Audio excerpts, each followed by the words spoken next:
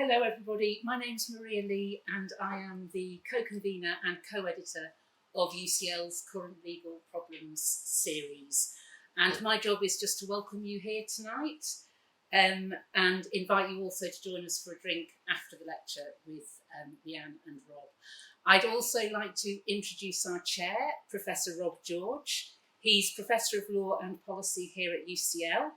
And his research interests are mainly in the law relating to children, particularly parental disputes following separation, and also in the functioning of the family justice system.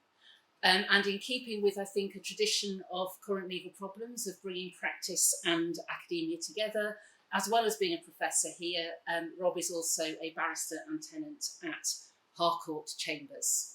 And with that, I will simply hand over to Rob. Have a good evening, everybody. Thank you, Maria. Good evening, everybody. It's a real privilege to chair this exciting lecture and to welcome Dr Leanne Smith to UCL. Dr Smith is Associate Professor at the University of Exeter Law School. And like me, she is a researcher in family law. She is particularly known for her work on parenting disputes, access to family justice and effective family dispute resolution, all issues close to my own heart. I think, Leanne, I've known you for about 15 years. I think we met at a conference in 2008 in Brighton. And it's been a pleasure watching your career develop alongside mine in the 15 years since then. We were very nearly colleagues. Once at Cardiff, it became very close to working together, which I think would have been a great deal of fun and a lost opportunity. It's a pleasure to introduce Leanne this evening and to welcome her to UCL. For me, Leanne is somebody who's has a voice in family law scholarship that when she speaks, we listen. Leanne's contributions to family law scholarship are always meticulously researched and draw important but comprehensively explained conclusions from deep learning. So I'm delighted that she's sharing her latest thinking with us as part of the CFP lecture series. And Leanne, it's over to you. Thank you very much for the nice introduction. It's much appreciated. Thank you all for coming. Thank you, Maria, for inviting me to take part in the lecture series. I was delighted to be invited.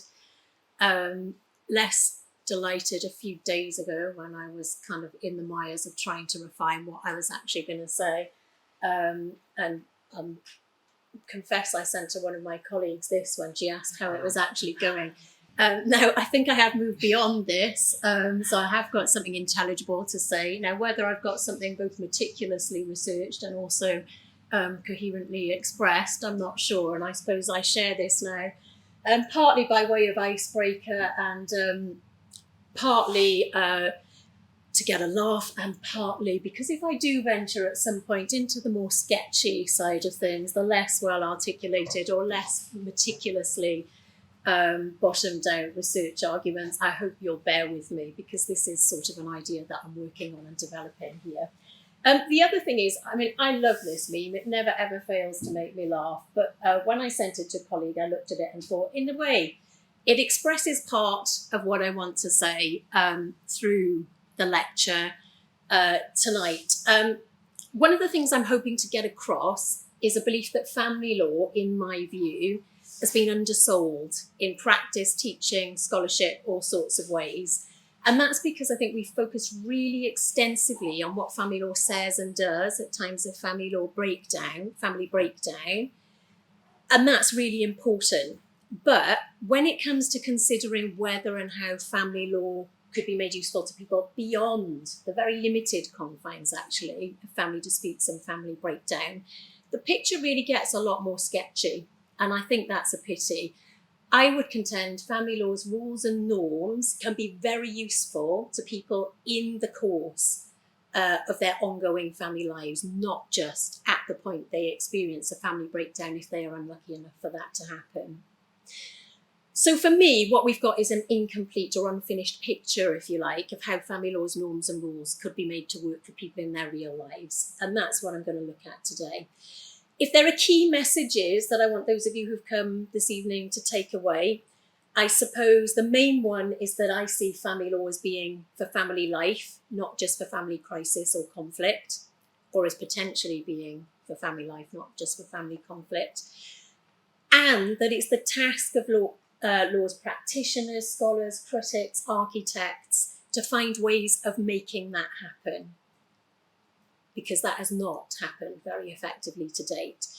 I hope maybe I'll also spark a bit of a curiosity and an interest in what a fully drawn horse might look like for family law. So how, by whom, in what ways might family law actually be shared with people so they can make best use of it in navigating and planning their family lives, as well as at the point of family conflict or breakdown. So I'm going to begin by discussing the boundaries of family law, the kind of scope within which it operates, how it engages with people as currently conceived and discussed. And then I'll talk a bit about how and why I think those boundaries could be stretched and family law could be given a more expansive remit. After that, I'm going to move on to talk about what I've called the modalities of law in my title and my abstract. And by that, I just mean the means by which family law engages with people and the tools through which it's actually experienced. And I'll explain some reasons for thinking that those modalities themselves need to expand and adapt in line with efforts to make family more useful for lived family relationships. So let's look at the remit of family law as things stand. What does it do? What's it for? What have people said about this to date? Lots of scholars, you'll be unsurprised to know, have grappled with this issue on a conceptual level. And this slide shows some of the functions that have been ascribed to family law over the years. So it can be constitutive. It defines which family relationships are recognised in law or attract certain attention. It can be expressive, or it's a means of setting expectations and norms, norm setting around what different types of relationships ought to operate, how different types of relationships ought to operate. It has a remedial function, and this is probably the one that stands out to most people. It's a set of tools and a process for dispute resolution when things go wrong. And it also has protective functions, be it for children or vulnerable people within the context of intimate relationships. I'm going to say less about protective functions today, but what I will say now before moving on is those two in the middle, the norm setting and the dispute resolution functions of family law, I think have tended to be inextricably linked. They could be separate functions, one additional to the other, but they have tended to merge almost to the point of complete overlap. So I'm going to hone in on that norm setting or expressive function for a little while.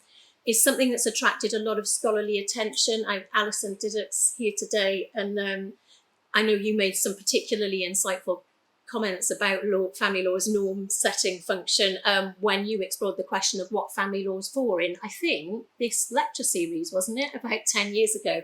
Terrific paper to look up if any of you are students of family law and you haven't actually read it.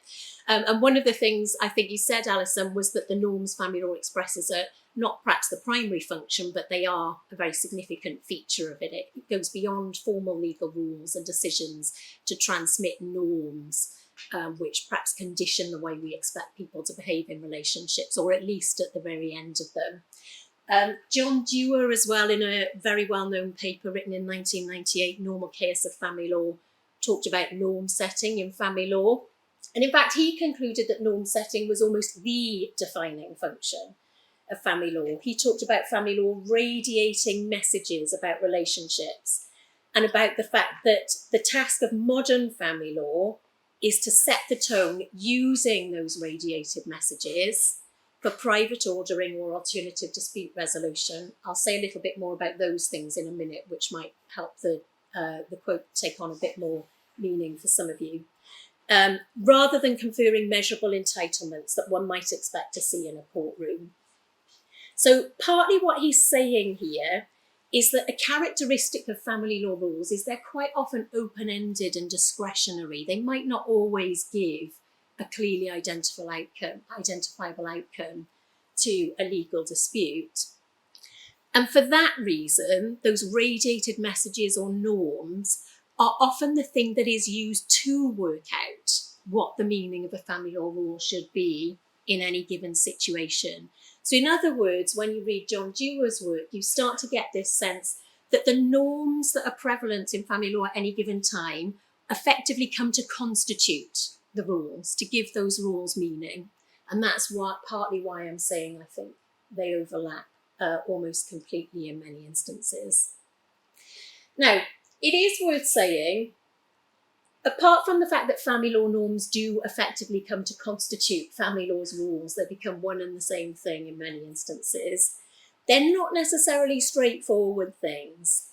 So they're not always clear or consistent or stable. So Alison's work has traced how you see change in family law norms expressed within the same legal context. It was financial remedies on divorce, wasn't it, that you looked at as one example. And John Dewar himself noticed that they can be so conflicting sometimes that you might describe them as chaotic, really difficult to make sense of, in other words. In fact, he said they are so chaotic that the only reason they work is because they are stabilised and given meaning through the interpretive practices of professionals. That as well is one of the reasons why family law's norm setting tends to go hand in hand with dispute resolution. Because if the norms are only articulated through the expertise of legal professionals, then only when legal professionals are engaged will those norms become manifest. As well as being perhaps inconsistent and changeable at times, they're also contestable. We shouldn't forget that family law norms will often be value-laden, and some would argue they're tools for power, and there are countless scholars that have written in this sphere. So the rules that family law expresses at any given time might represent dominant social norms or the values of a particular hegemonic group at any given time. And that means we should have a little bit of caution about how we use and promote family law norms. That said, the critiques are important, the instability is important to understand, and the possible contestable nature of family law's norms as tools for power is important to be vigilant about. But family law norms are also positive in nature. They're not just expressions of unclear and contestable values, even when they are that. Even when they're imperfect, they are also the vehicle through which rights are realised and through which justice is used as a corrective against things like power and vulnerability in the context of intimate relationships. So even if they are imperfect, that does not mean they're not important to people. And that's an important message to absorb. Now, one of the things that I wanted to say about family law norms, and I'll talk about what Ikala said to illustrate this in a moment, is that in theory, I've said they tend to go hand in hand with family law's dispute resolution function, but many of them have the potential to speak to family life far more broadly, not just to family conflict and family breakdown. So if we look, for example, at John Ikala's account of the functions of family law, and this is an old account from back in 1978, still really interesting to read. Rob was signposting me in this direction quite recently. And what he suggested is family law serves three purposes. It protects within relationships, and there was a power corrective function implicated in that. It supports family relationships, which speaks more to things that perhaps outside institutions might do to support or recognise the family relationship. And as we all know, it also facilitates adjustment when family relationships end. That's its remedial or dispute resolution function. And the third of those functions describes the dispute resolution function, but the first very much describes something more. And it invokes the idea of family law setting and enforcing expectations about the nature of intact family relationships. In other words, on this account, that norm setting or expressive function of family law does go beyond its remedial dispute resolution function. It says things about the nature of existing relationships and to some degree how the law expects people to behave in them. Whether they do or not, the expectations are there. So I'll try and give you a couple of specific examples to bring this to life a little bit. If we take the law related to financial remedies on divorce as an example, so that's talking about the division of property and establishment of any financial obligations to the former spouse. Law emphasises, and I'm paraphrasing here, if we've got students in the room, don't neglect to look at the detail.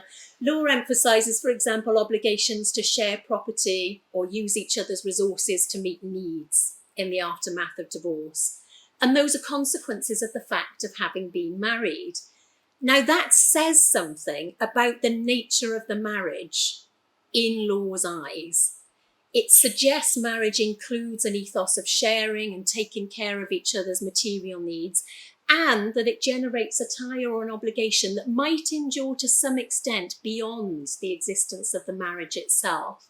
Those are important qualitative messages about the qualitative nature of a message. I could give you another example relating to parents. So law allocates parental responsibility to almost all parents. It's a meaningful, substantively weighty concept in law. And the common law on the exercise of parental responsibility emphasises expectations that parents will consult each other on key decisions in exercising their parental responsibility. And those things, again, say things about how law expects people to parent and what that relationship should look like. It tells you that the law thinks parenting should be shared between two people, whether it is or not, the law thinks that it should be. And it tells you that there's an expectation that it should be managed cooperatively for the duration of the child's minority. So again, might bear no relationship to how people actually parent, but the law's norms do make those assumptions and send those messages. So family law norms are broadly relevant and applicable to family relationships that exist as well as to family relationships that are ending or in conflict. I would argue that fact currently is largely moot because most people have no idea what family law norms are unless and until they need to invoke them, or they have them imposed upon them because someone else has invoked them in the context of a family dispute. We don't routinely expose people to information about family law's norms outside of the dispute resolution context.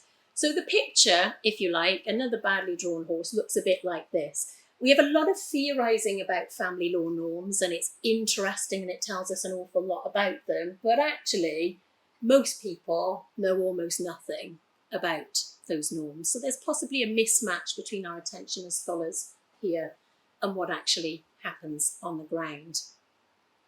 So for family law to be relevant and useful to people, it needs to be made relevant to family life in ways that it already lends itself to, but we've, I would say, curtailed its relevance routinely for quite a long time.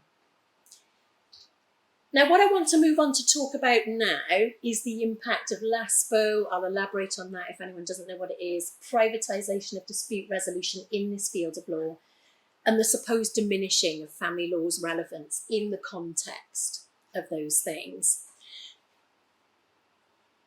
And the extent to which we have mourned, if you like, the impact on family law of those things is partly, not entirely, shaped by the fact that family law's relevance has come to rest almost entirely in its dispute resolution function.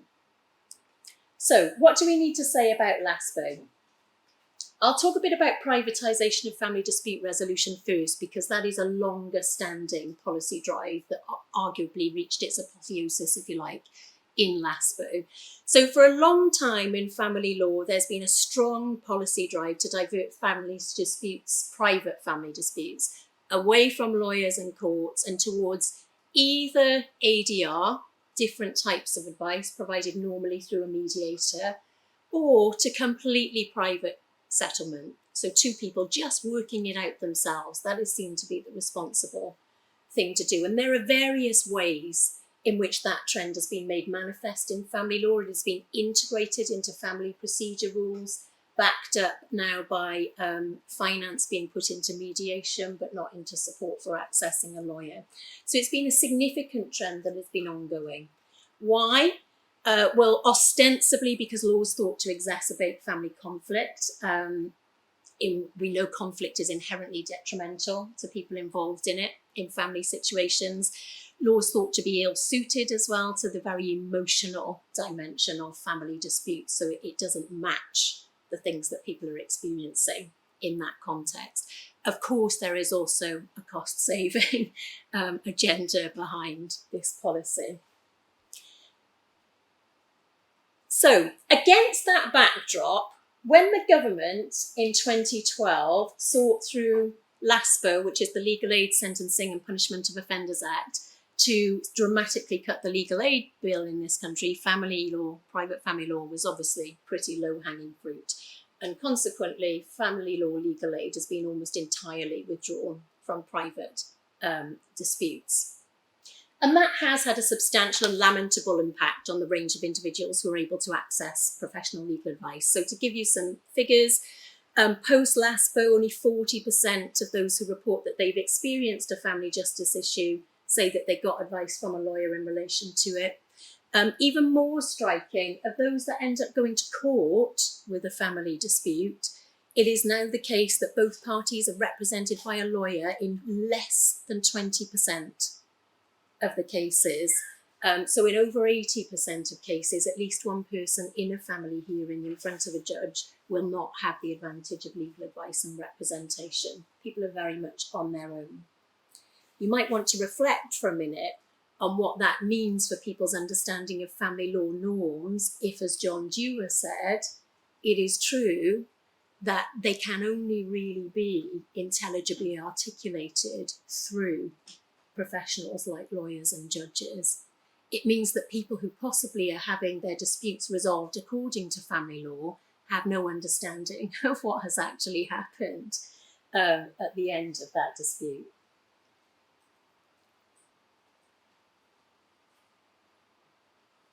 Now, as a result of these things, perhaps quite justifiably, it's widely perceived that LASPO has driven a wrecking ball through family justice and family norms. The scale and persistence of the push towards mediators or private agreement away from law and courts is such that people question whether the future existence of the field of family law is actually under significant threat. I've picked a quote to illustrate this from a leading textbook part authored by Rob Archer, because this particular textbook, if you haven't used it, is probably the most well articulated and developed of any of them. I thoroughly recommend it. And what they said in this text, it's in the introduction, was such has been the dramatic withdrawal of law from family dispute resolution that serious questions are now raised about whether the state has abandoned its normative and its regulatory aims within this sphere. Another reinforcement of my argument that it is normally only through legal advice at the point of dispute resolution that family law's norms manifest at all. Now, I don't want to diminish at all the significance of what LASPO has done or continued in terms of pushing people away from family law advice and really removing access to dispute resolution. It has led to a retraction of family law's territory in significant ways, I think. But I also think that this view partly captures a problem in the way we've tended to draw the boundaries of family law. There might be something left in all that wreckage that LASPO was created if we took a more expansive view of when family law's norms might apply and how they might be communicated. Recall, family law does have a lot to say that is of relevance for intact family relationships, either at the beginning or at some point during their existence. So as scholars, policymakers, practitioners, we could, in recent decades, have spent a lot of time reflecting on whether perhaps we set people up for unnecessary shock and disruption on family breakdown by neglecting to expose them to assumptions or expectations that family law has about their relationships, perhaps at the time the relationships were founded or shortly thereafter. But we haven't done that. It's just a thing that hasn't really happened. In fact, just to extend the quote that I took from Rob's textbook there, what they've noted is that rather than the functioning family, although law does apply to that functioning family in theory, it is the pathology of family breakdown that has come to preoccupy the discipline.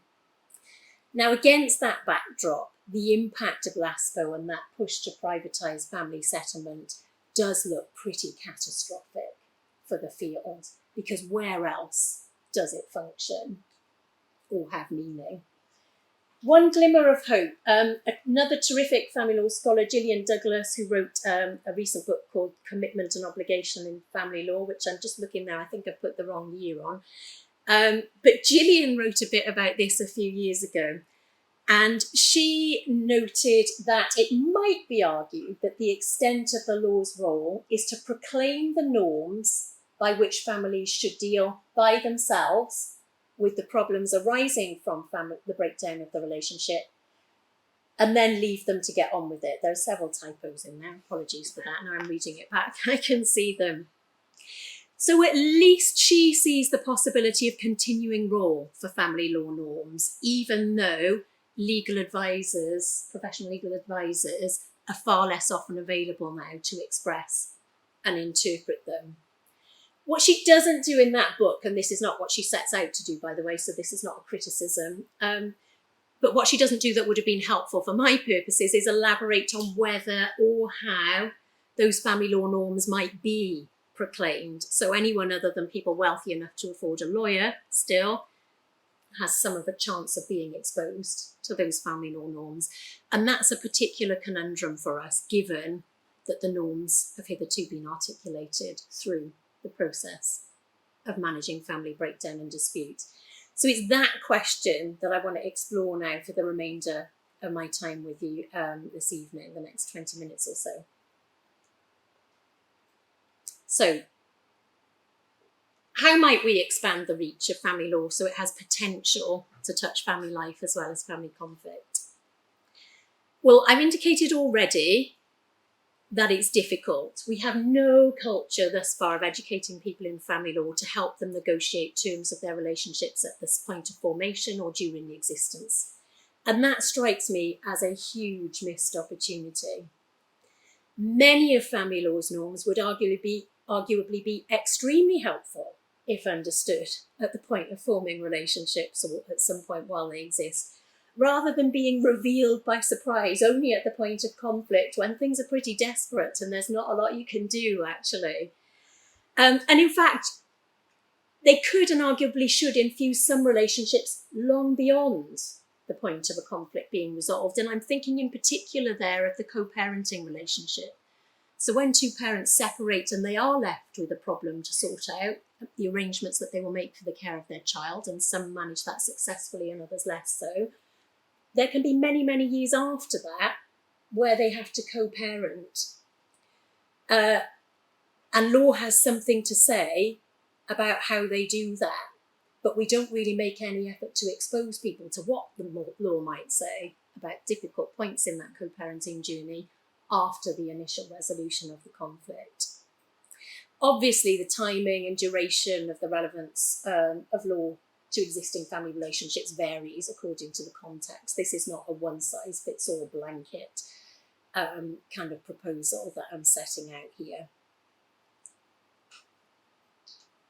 So let me again set out some practical examples to illustrate my point that family law could be made very useful, not just for family conflict. I've got 3 pictures on here. If I take the wedding rings at the top there, I'm thinking about people entering a marriage. You could also say a civil partnership. So marriage, as Lady Hale famously said in a key case, counts for something in this jurisdiction. It has legal consequences that parties may or may not be aware of. Some of them are really significant, others less so. Some, like the rules of evidence that follow on being married, are seldom relevant. Others, like perhaps obligations to maintain, might seldom have been invoked. But the norms are there. And they're acute and significant when it comes to the consequences of marriage breakdown and what that means for division of property and any obligations to pay spousal support. and they can be felt pretty harshly by one or both parties at that point, if and when it happens. Now, wouldn't it make sense to make sure people knew something about the enormous legal contract they're getting into before they actually get into it, rather than doing a grand reveal if they happen to get divorced and end up locked in a dispute? You might think people know without being told, but a little anecdote here that illustrates part of my concern on this topic. I've been teaching family law for a long time, more years than I like to count. And each year when I'm teaching the formation of marriages in law, I start the topic by asking students to indicate their level of agreement with a range of statements, one of which is marriage is just a piece of paper. Now, these are third-year law students. Year on year, a striking percentage of those students agree with that statement. And yes, they are partly giving me an ideological message about their openness to different types of partnership as valuable. But from probing, I also know that they are displaying a naivety about the substantive legal impact of entering a marriage. And they are third-year law students. So it seems odd in the extreme to me that we make no effort to communicate the significant legal consequences of a marriage before couples actually do it, or at some point while they are actually married to each other. I'm not too naive about this. I know that the optimism of romance means if you did tell people, they would assume that most of the things will never ever apply to them. But it's still the case, I think, that if they knew a bit about what law expects, they might be slightly less shocked, possibly slightly less disposed to dispute at the end, because they'd have a bit more of an idea of what they were in for. It is a possibility. A little quirky point here. The peculiarity of this situation is really driven home to me since the law has developed on prenups. That's agreements couples make when they want to opt out of the default legal regime for allocating property when they get divorced. One of the common law principles that's evolved to support the enforcement or upholding of a prenup is this idea that good legal advice is an indicator that it should be upheld, and possibly a prerequisite for it being upheld. So legal advice is seen to be an important basis for people opting out of default legal terms to instead apply terms that they themselves choose. But at no point have we considered whether legal advice might be deemed necessary for the vast majority of people who opt in to those legal terms, which they didn't choose. It just kind of underscores the oddness of the situation to me. Cohabiting relationships, another example. More than 3.5 million cohabiting relationships in this country. It's a very popular family type. It does attract legal recognition in certain respects, like protections from domestic abuse, but it doesn't attract recognition in some really material ways that can play out very harshly when the relationship ends if people did not anticipate them and organise their property affairs accordingly. Now, we've got really good data over the years that showed us that around half of cohabitants completely misunderstand the law in this regard, with a stubbornly persistent common law marriage myth leading around 50% of them to believe that type of relationship does attract a whole host of legal recognitions and consequences that it does not actually come with. And ideally, long before the breakup of a cohabiting relationship, we would do better at alerting people to that information. Now, I do note here, there was around 20 years ago, probably now, might be extending that a bit, there was an unsuccessful public information campaign run to try to get people to understand the nature of this relationship. It was deemed unsuccessful because I think it had no apparent impact on the prevalence of the common law marriage myth. But one successful effort doesn't seem to me to be a basis for simply shrugging our shoulders and saying, oh, well, then let's just carry on as we were. The third example I'll mention is co-parenting. And for me, this one's particularly important, partly because of where I do my research. So law does have really high normative expectations around parents remaining involved with their children after separation. And an extension of that is it has expectations they'll cooperate in their parenting. Now, that means being a co-parent is in itself a relationship with legal ramifications. something many people, I think, completely fail to appreciate. It doesn't mean co-parenting is easy. Lots of us will have witnessed an endless tug of war between people trying to co-parent. Flashpoints might be medical treatment, new homes and partners, rules of discipline as the child matures, new schools, the arrangements for celebrations. Some of those things law has little to say about, but many of them it does have something to say about. And if one parent decides to invoke the law, if a particular dispute becomes particularly heated, the expectations law has might manifest as a surprise to someone who, for example, has already put down a deposit on a new build house 400 miles away, thought they were moving with the children. Wouldn't it be useful again if legal expectations around shared parenting and the meaning of parental responsibility when you're together and when you separate were communicated at the point people become parents? It would be very useful also to target law information in some way at events known to be flashpoints in the co-parenting life cycle. But that, again, is not something that is generally done. Law's rules about parenting are only communicated in response to legal advice being sought, either at the point of separation when arrangements have to be made, or even more rarely, when a disagreement over a particular parenting issue becomes so heated that parties feel there is no other option. So the gist of what I'm saying here is there are a lot of reasons for saying that family law might be relevant to family life, not just a family breakdown. And I think we can recapture some of that relevance of family law that we fear we might be losing by making it for family life. But what I want to go on to say is that we also need to think about how we might do that. So for this to be achieved, we have to modernise the modalities and expand the modalities through which family law is expressed and practiced. So what do I mean by modalities? It might be a term that some of you are not very familiar with. It's quite widely used in healthcare, for example, and it simply describes the ways in which something is done or experienced. So if you take the healthcare example, the modalities might just describe a diverse range of treatments for a condition. It could include drugs, surgery, physical therapy, cognitive therapy, and even within those broad modal categories, there might be extra modalities. So there might be lots of ways you can provide physical therapy, for example. So I want to look in a practical sense at the mechanisms and apparatus and events through which family law engages and is experienced by real people. What are the tools through which that norm setting and dispute resolution is made to happen?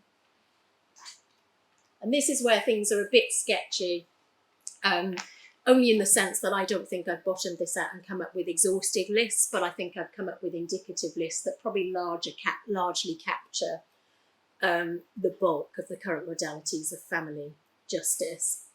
So we've got some established modalities, and those include legal process, court process and adjudication, traditional legal advice, which is partisan in nature, generally supplied to one party who wants to find out about law's relevance to provide a remedy to a particular dispute. ADR, particularly mediation in the family context. Legal information resources, I'll come back to those in a minute because those are particularly interesting actually. And there are also some modalities present now that I classify as emerging because they're still relatively marginal and new. So an example of that would be a different type of lawyer advice, which is the 2-client, 1-lawyer model. That's quite a diversion from traditional models of legal practice, still not, as far as I understand, being offered very widely. But it's a response to the need to make legal advice provision in family disputes a bit more efficient and affordable and less conflict-oriented. We also have divorce coaching becoming more prevalent. There are other ways you could describe that. That's one catch-all term I've used. So what I mean by there is guidance on how to resolve a post-separation dispute provided by non-lawyers, often including support with navigating the legal process. There might even be some legal advice bundled up in there, but it's likely to be supplemented with a bit more, some relationship-oriented skills and conflict management advice, for example. The most well-developed example I can think of is probably amicable, which is quite a well-established service. It's featured in both legal and general media quite a few times as a different way of doing things when you split up. So what I'd say about these modalities is, to me, they're largely characterised by a couple of things. One, they're reactive or responsive. So they only provide when they're proactively sought, and true to the view I cited earlier, that it's pathology of family breakdown that preoccupies us as family lawyers. They're focused on conflict as the event that triggers people's engagement with these particular services, and usually in the context of a discrete justiciable event like divorce, post-separation, property dispute or child arrangements. They're not really constructive or anticipatory in nature. They go along with that sense that family law's norms are relevant for the purposes of dispute resolution. Now, they're also quite formalistic, or you might, they have a remedial or instrumental dimension to them. So while they might not always be sought because there's a legal process happening, they're probably sought in a context where the possibility of legal process is implicit, particularly when lawyers are involved, because the way lawyers give advice reflects the fact that the threat of legal process sits in the background. So the rules around privilege and conflict, for example, are there, and they shape the way that the lawyers give advice, other than that in that two-client, one-lawyer model. The emerging modalities are quite interesting because that two-client, one-lawyer model is, I think, still focused on reactive contexts of dispute resolution. But it arguably does offer the promise of opening up to more proactive and constructive and anticipatory advice. It's a different way of doing things, so I think that's an interesting space to watch. I wanted to say a bit more about legal information sources. If you look online for legal information sources, and there are many of them pertaining to family law, they are largely framed in that reactive way. They're a response to a dispute having arisen, often designed to try to help you work out what to do because a dispute's arisen and you need to resolve it, whether through court or otherwise. But that's not exclusively the case. There are some tools or resources emerging now which give more open-ended advice on the consequences of relationship in the sort of circumstances that I've highlighted. So, for example, what does it mean to become a parent or to start a cohabiting relationship? I have no idea how often those are accessed, but for example, Advice Now, which probably provides the very best of legal information on family law, does have resources that speak to those issues. So it's one modality of family law that is currently pitching itself sometimes at people in the course of their existing family lives, not just when they're mired in a family dispute. And I think it has particular promise for making family law more relevant to family life as well. Okay, I could, if I was being properly reflective of what lawyers do, note that they don't always do reactive advice in response to disputes. So sometimes, for example, people might get advice on a prenup or a cohabitation agreement. Those things are more constructive, proactively sought advice contexts. Or they might get advice on donor conception and co-parenting rules before deciding to set up a family in a certain way. Those, as I understand it, are still pretty marginal instances of what lawyers do, but they do point in the direction of the possibility of more constructive, anticipatory modes of family law advice. So, what do I think could change? How could we expand the modalities of family law to enable us to expose more people to its norms in the course of their ordinary family lives? It stands to reason that the modalities will themselves have to expand and change if we want that to happen. So these are a few new ones that I think could come into play. Again, not exhaustive. These are just the thoughts I'm playing around with in the context of working out how this could happen. So legal education, and I've specifically distinguished that from legal information, which I said is already available, and I'll come back to that in a moment. What about things like family affairs health checks? You can get a finance health check, a pensions health check, a general health check. Would it be possible to set up situations where you could go and see someone to say, these are all my key family relationships. I'd like to know if I've done everything I need to know to be secure in these relationships and to know that I can manage things if things go wrong. That's something we might like to think about.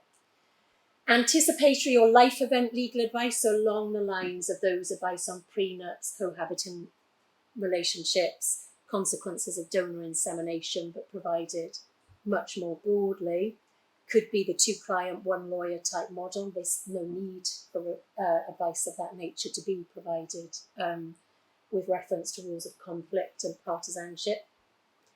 Family conflict or crisis coaching. So what do I mean by that? Well, family conflict or crisis coaching might enable people to be exposed to professional support at a time a crisis starts, with a view to preventing it from escalating to a point where it's a really problematic crisis that might require the application of laws, norms in a remedial or dispute resolution sense. Now, you might think that sounds a little bit like relationship counselling. It does, but I suppose what I'm thinking is it would be that with the added bones of some legal knowledge and awareness thrown in to make parties aware of what norms might be invoked if things don't go well, and prime them for whether they want to prepare for those things, or whether preparing for those things might be part of what makes the relationship better now. So a different type of crisis coaching or support to just the relationship counselling we're familiar with. Now, those suggestions, I'll go back to legal education in a minute, have a distinctly non-legal flavour. I definitely see competent communication of legal norms as integral to them, but they're hybridised advice forms. They build in other things. They could be delivered by lawyers, but might not necessarily have to be, always. Either way, legal competence would need to be supplemented by other things. Relationship and conflict management awareness, skills in resource design or computer technology, so that you can deliver these things through a medium that people are now more likely to use than turning up at somebody's premises, which was the old model of getting legal advice. And what that means is that there might be changes to the range of people recognised as family law professionals as well, if we try to engage family law on a more expanded territory where it can connect with people's family lives, not just their family disputes. Now, before I finish on that point, I just want to say a bit about legal education, which is something I care a great deal about. I've distinguished it from legal information because education and information are not the same thing. Although a lot of legal information tools do get branded public legal information. I've got my final horse meme here before I put him to bed.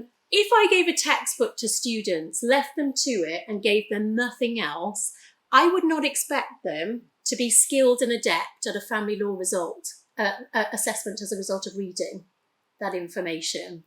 Still less would I expect them to be capable of a practical application of the family law I'd given them a text on in the context of perhaps a professional legal education course.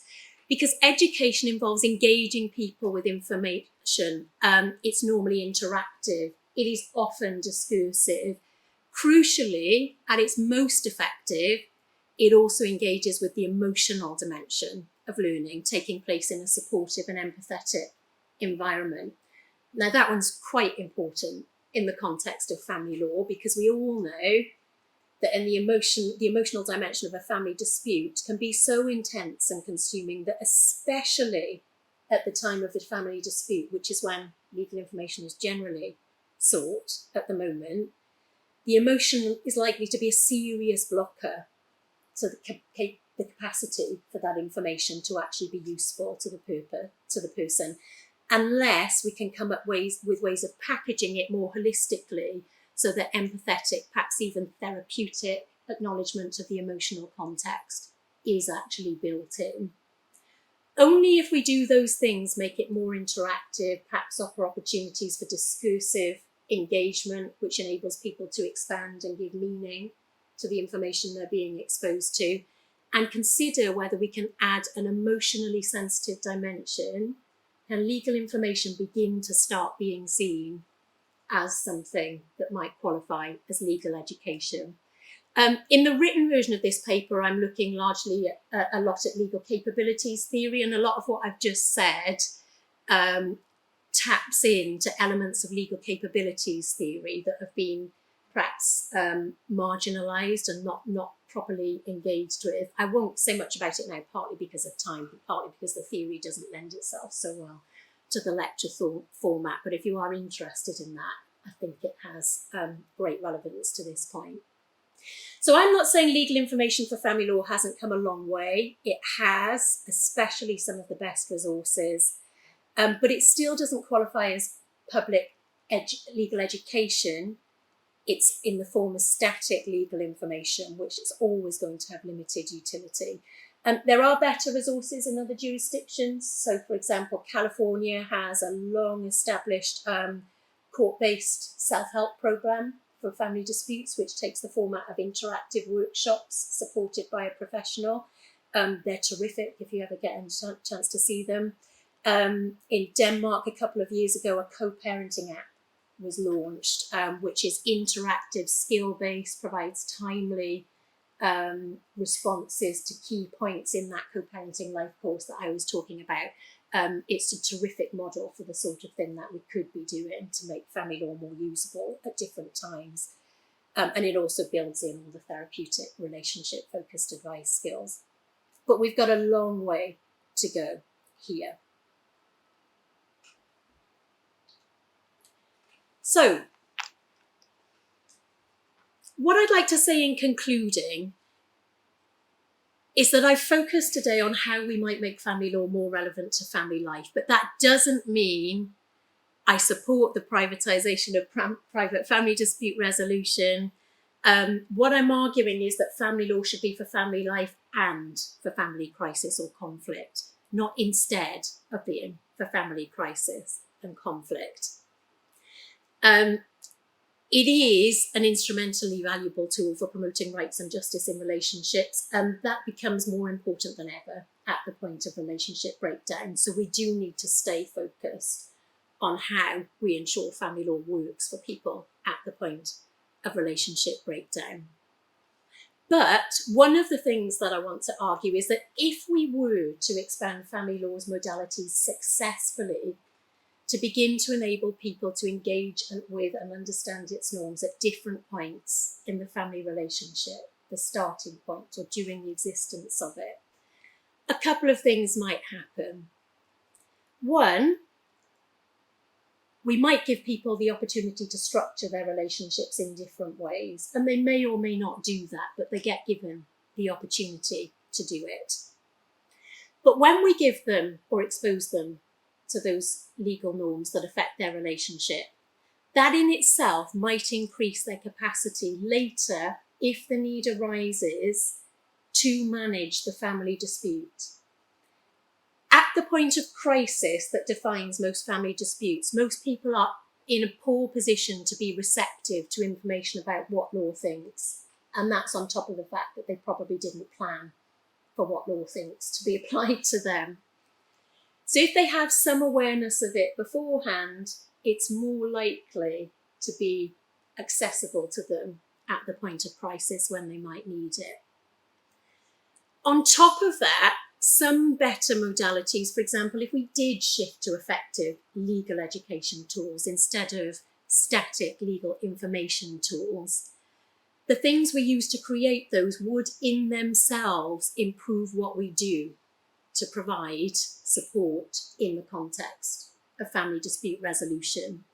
So what I'm saying here is that if we broaden the circumstances and means by which people are exposed to family law's norms, not only are we reclaiming the relevance of family law and extending its relevance, but we are almost coming full circle, in a way, to a situation where the traditional efforts to ensure norms of family justice effectively inform family dispute resolution might themselves be made a bit more effective, even in the desolate, devastated landscape that we've been left with post-LASPO and 20 years of the privatisation of family dispute resolution ethos.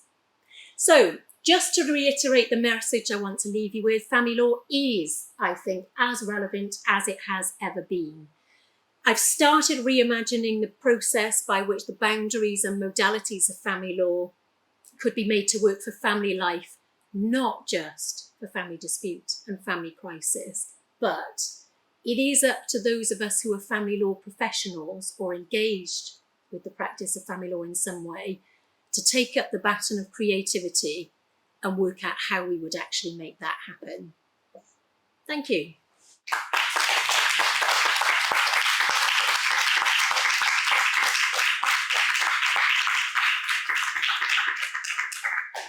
Yeah, and thank you. It was a wonderful lecture. I very much enjoyed it, even though you're disagreeing with fundamental parts of my book.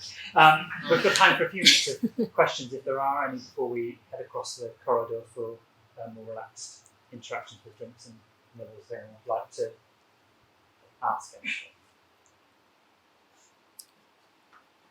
Yes, please go ahead. Well, first of all, fantastic lecture, and thanks so much for having us all here. I often worry with family law. There's so much judicial discretion that it's often hard to inform people of what might happen in disputes and inform the norms that are being set as a result. And you refer to some specific examples of expectations around co-parenting. But often people feel as though the deals they get in the EDRs, for example, EDRs, might be roll of dice and they end up being unhappy that they're after. So when there's so much judicial discretion in family law, to what extent does that frustrate the very proactive and dynamic public legal education that you advocate for? It is a really good question. Do you mind if I just repeat the question, because I'm not sure for the recording that it picks up. So it's a very brief summary of the question, but the question is effectively, given the extent of discretion in judicial decision making in family crisis, to what extent does that frustrate the ability to provide this legal education that you're discussing? Yeah, absolutely. It is a really good question. I think there's a few things you could say in relation to that. One is those stabilising practices of interpretation that John Dewar noted lawyers bring to this. Judges and lawyers can largely work out the answer, even though it is a discretionary field, and they bring a great deal of knowledge, expertise, experience to enable them to do that. One of the most important things we can do as professionals in any field is work out how we communicate it in the simplest terms so it can be meaningful. I don't know if any of you doing PhDs or anything, you might have been asked to do that exercise where you try to explain it in 200 words, your 200-word thesis for someone who doesn't know any law. And there's a reason we do that, and that's because you have to be really sophisticated in your own understanding in order to be able to communicate it in those clear terms. So we know that certain meaning can be given, even though there's a penumbra of doubt, if you like. And I think it's a sort of professional challenge, really. I would lay it down as a professional challenge. I do this with my family law students. Many of their assessments, I ask them to explain an area of family law in lay terms for a person that needs to know about it. It's surprisingly difficult, but it's really important. So there's that. I think we should try anyway, is what I'm saying. Gillian Douglas, in that book I cited, talks a bit about this. And what she actually says is, in this kind of post-LASPO landscape where there's not access to much advice, maybe family law will have to shift to something that is a bit more rule-based and a bit less discretion-based, because the only hope we have of communicating its norms effectively is if we do shift that way. And some jurisdictions do have more rule-based systems. There's a cost to that. You can argue either way, which is best. I could also say something about legal consciousness theory, but I think I'll hold that one, partly because I'm looking at the time and you might have got enough in response to your question. I don't know if there's time, but if there is, wonderful. Thank you so much. Really, really interesting and exciting ideas. What I was wondering though is, what if we want to challenge the norms? Yeah. What if we don't like the norms? And so they're being kind of transmitted by mediators who aren't interested in justice. They're interested in something completely different. The norms about meeting needs needs, financial needs, Yeah. and norms about co-parenting. They don't only arise when we're talking about decision making. Who Yeah. clips toenails? Who changes nappies? That's co-parenting, and those norms. Yeah. So, and what if we want to challenge The challenging point. Yeah, I think the challenging point's really important, and I anticipated that someone would ask about this.